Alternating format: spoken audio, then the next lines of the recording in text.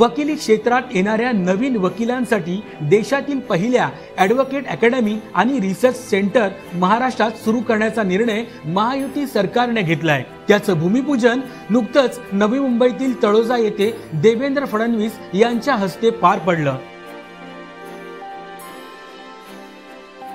या अकादमीचं महत्त्व लक्षात घेऊन देवेंद्र फडणवीस यांनी 10 कोटी रुपयांचा निधी देणार असल्याचे जाहीर केले आहे। शासन आणि समाजाला ही अकादमी अतिशय उपयुक्त ठरणार आहे।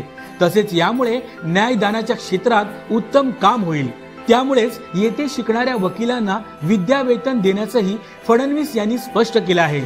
चांगले कायदे बनवण्यासाठी या अकादमीची निश्चित मदत होईल। त्यासाठीच महायुती सरकारनं हा निर्णय घेतलाय।